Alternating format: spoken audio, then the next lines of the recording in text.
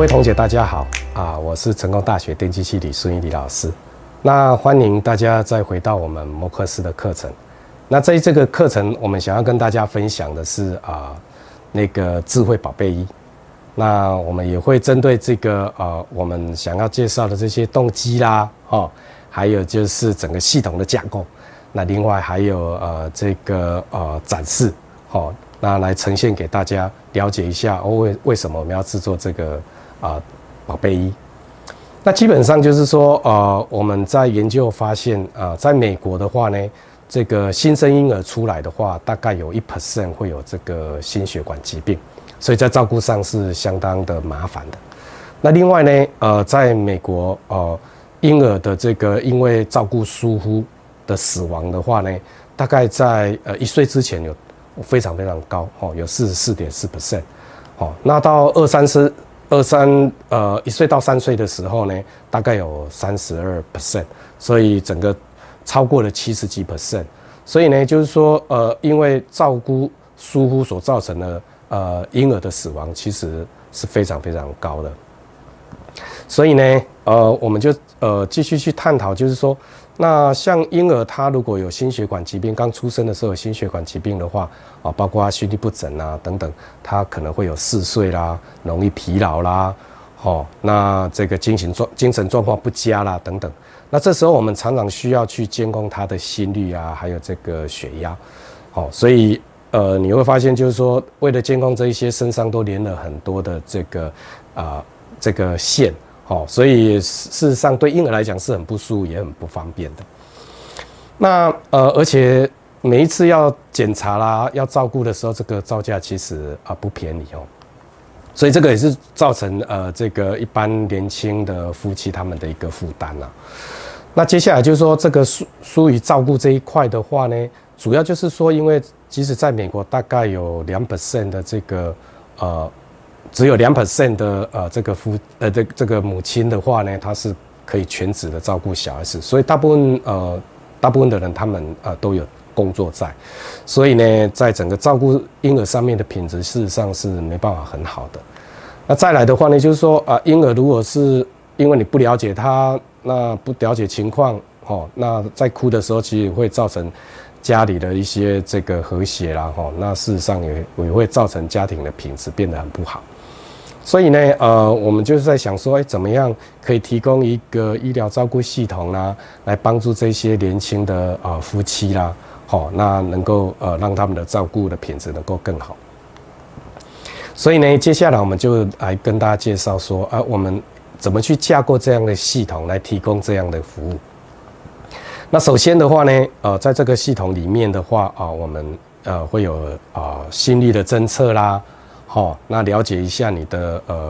心血管疾病啦或者心脏疾病。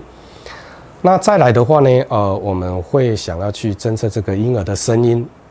那去了解到底他的哭声的话是因为肚子饿呢，还是发烧呢，还是情绪不稳等等还有呢，为了避免这个婴儿这个在翻覆的时候呢那造成窒息啦，所以呢婴儿的相关的这些移动啦我们也希望能够去监测它。那所以所有这些监测的讯号的话呢，我们都把它透过这个衣物这样的一个侦测，那把它传到手机上面。那一样在手机会建构人机界面让这个父母容易在手机上面看到目前小 baby 的情况。那甚至这些资料我们也把它送到云端去提供一个大数据的分析，还有医疗照顾的系统。好，那在这个硬体上面的话呢，当然一般检测的话，前面不管你是来自于这个生理的讯号啦，或者声音啦，或者就是这个行为移动的这些讯号的话，那都蛮微小的，所以我们通常都需要一些放大器。那另外这个在运动当中呢有一些移动的干扰我们叫 motion artifact， 我们必须要透过一些滤波器来做处理，让你这个讯号的品质能够很好。那接下来当然为了要做这些辨识的话呢，那我们在云端可能需要有一些这个人工智慧的这些演算法包括 CNN 还有 LTSM或者是 SVM那能够做这个针对不同的讯号的来源，我们去做深度学习啦，那来提供辨识的效果。那有别于现在在市面上常常为了侦测生理的讯号可能会是一个湿电极那个贴起来不舒服，而且没办法长期使用。那我们在这边的话呢，就必须要去开发这个干电极啦，或者布的电极。那当然遭遇的困难是它的讯号的品质会没有办法那么好，所以我们就需要一些类比讯号处理的技术啦，还有数位讯号处理的技术，来提升我们的讯号的品质。那有了好的讯号的品质，我们做后面所做的人工智慧的辨识才会精准。所以呢，在整个资料处理上面的话呢，就如同我们刚刚谈的，就是有来自于3个讯号，一个是 ECG 的讯号，还有声音的讯号，还有你这个行为移动的讯号。那从这里面，因为不同的讯号它的特性不太一样，所以有些讯号我必须要透过这个卷积的神经网络，比如说 CNN 来做处理。那有些讯号的话，我就必须要透过那个 Support Vector Machine SVM 的方式来做处理。那达到一些辨识的效果从这边可以知道目前这个小 baby 他的生理状况，还有他现在的行为状况。所以呢，在这个首先在这个行为的这一些侦测的话呢，主要我们可以透过加速柜啦、陀螺仪啦，那可以知道它移动的状况，那它是不是有这个翻覆的情形，那透过一些演算法来进行辨识。那接下来 ECG 的部分的话呢，那我们就是会透过前置讯号处理，把一些 motion artifact 就移动的这些干扰去把它滤除。那当这个讯号品质够好的时候，我就可以透过这个CNN 来做这个辨识跟分类。那可以由这边知道说他目前心律不整的状况啦，或者这个心脏疾病的状况。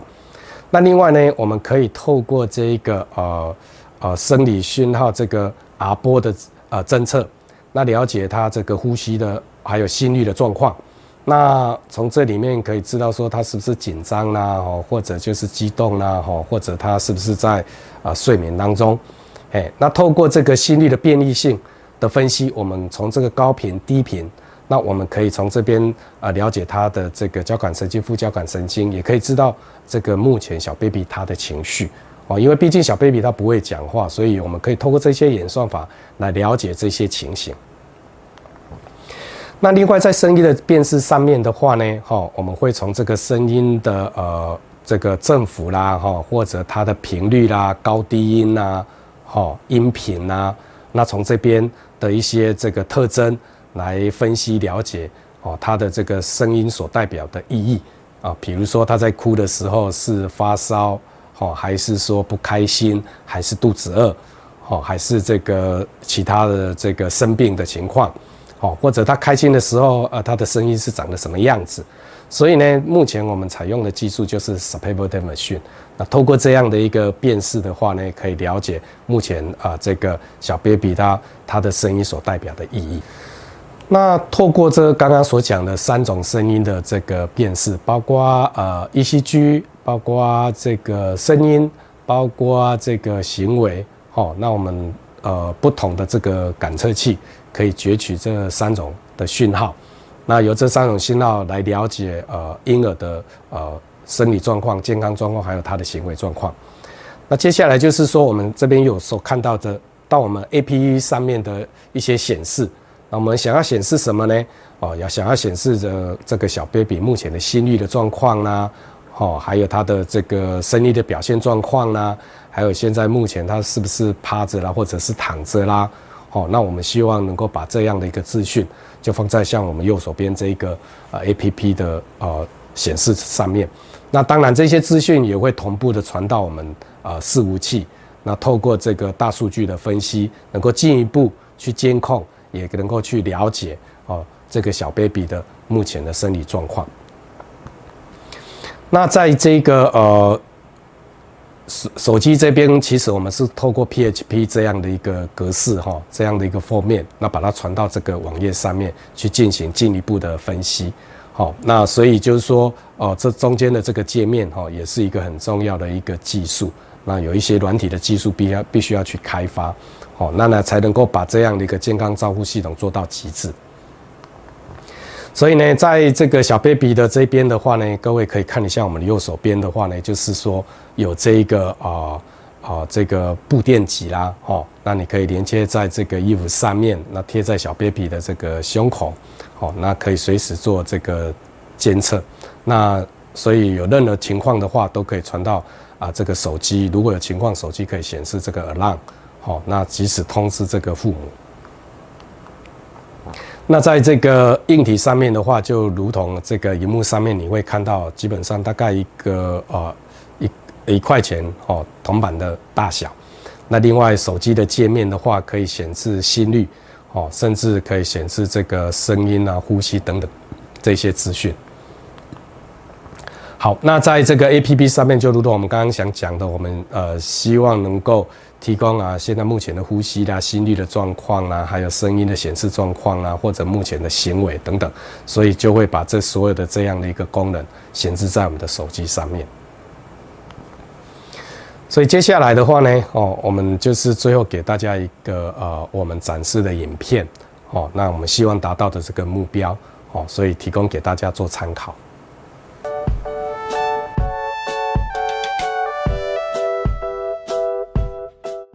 Our project is an AIoT real-time monitoring system for baby healthcare. According to the statistics,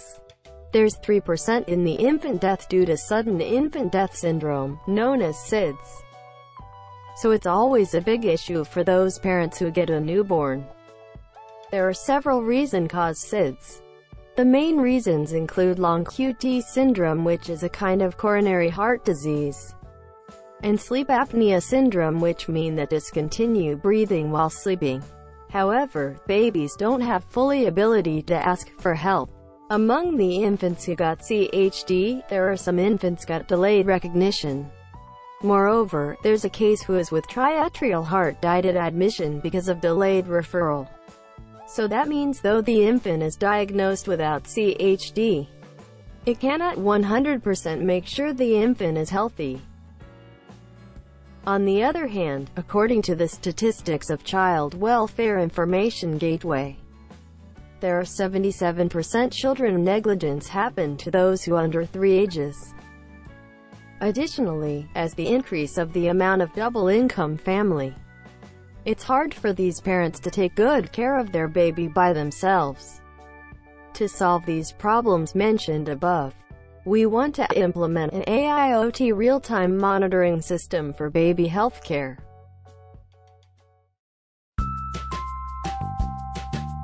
Here is the whole system structure. From left to right, we start from detecting and collecting baby's ECG, voice and body posture. ECG signals are collected by 2 fabric electrodes sewn inside the clothes. Sound signals are collected by microphone. These signals would be passed to corresponding analog front-end circuits to implement amplification and filter function. Body posture signals are collected by gyro. All these signals would be passed to next stage through Bluetooth. After collecting signals from previous stage, the app would do preliminary feature extraction. Then upload these features to our cloud server through 4G or Wi-Fi. In our cloud server, we not only store the user's information, but also go deep into our machine learning algorithm. We analyze arrhythmia by CNN, baby's emotion by SVM. Then pass all these results back to smartphones so that we can inform parents in time. By this way, parents can get to know the status of their babies.